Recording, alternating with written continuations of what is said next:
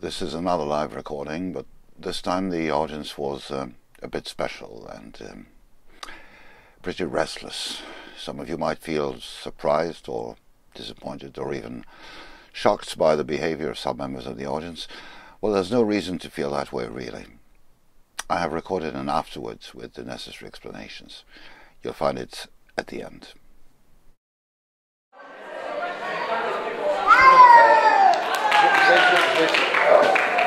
J'ai essayé le poème sur la mort, sur l'exécution de Connolly. Ça va pas être de la tarte. Il se trouve que cette année, 2016, est aussi le centenaire du soulèvement du lundi de Pâques 1916 à la grande poste de Dublin. Voici un poème dont la paternité est disputée entre Liam MacGabhann et William O'Donnell. Ils sont morts tous les deux. Ce poème a cette particularité qu'il fait parler à la première personne un des soldats du peloton d'exécution, le fils d'un mineur gallois qui s'est trouvé désigné,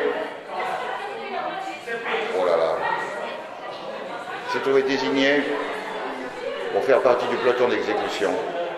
Si Karim veut bien se taire, peut-être.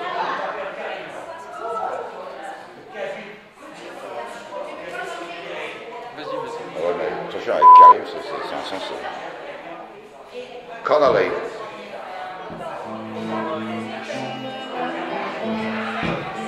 The man was all shot through that came today to the barrack square. And a soldier I'm proud to say we killed him there. They brought him from the prison hospital to see him in that chair. I thought his smile would far more quickly call a man to prayer. Maybe we cannot understand this thing that makes these rebels die.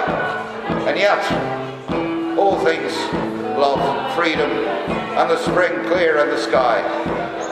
I think I would not do this deed again for all that I hold by. Gazed down my rifle at his breast, but then a soldier They say that he was kindly different to, apart from all the rest, a lover of the poor, and all shot through, his wounds ill-dressed. He came before us, faced us like a man who knew a deeper pain than blows of bullets ere the world began. Died he in vain? Ready? Present? And he just smiling. God, I felt my rifle shake. His wounds were opened. Out and round that chair was one red lake. I swear his lips had fire when all was still, before my rifle spat that cursed lead, and I was picked to kill a man like that.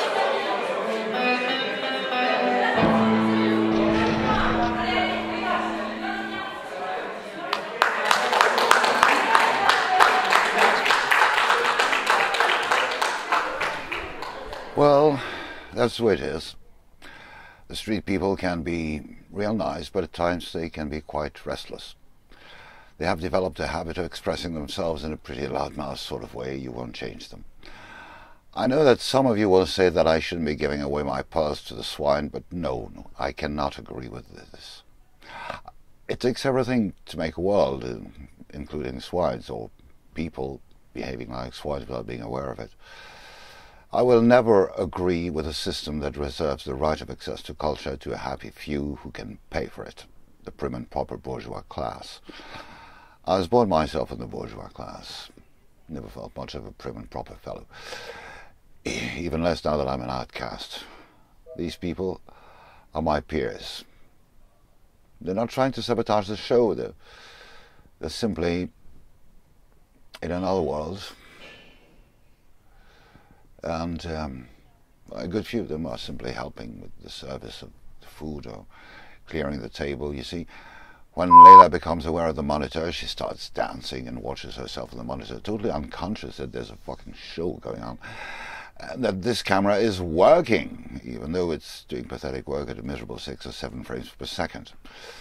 If Yoko pinches a maraca on the music stand, it's not ill-intentioned, it's a toy. Just as for the 2 kids who wish to play with Hubert drums on stage, to them they're toys. And the thing is, Hubert and I went searching for that stupid maraca, which had been taken before our very noses.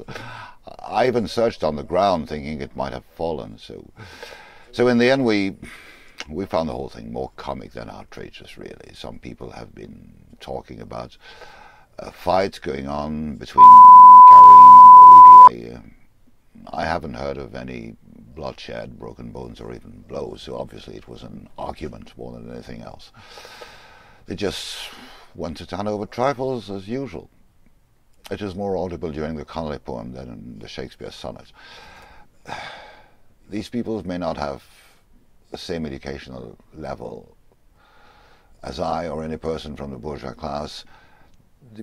Well, their attitude may be incongruous, out of place. That won't stop me going on putting these cultural items at their disposal.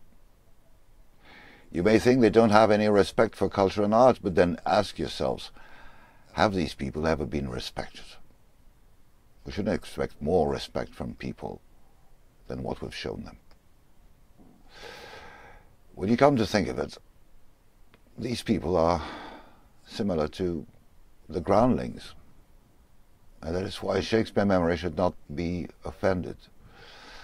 For you see, the bard loved the groundlings, and God knows they must have been restless more than once. But he loved them all the same, and when the character Sir John Falstaff died at the end of Henry IV, the groundlings felt so devastated that he resurrected Falstaff for another play that he wrote especially for them. That was The Merry Wives of Windsor.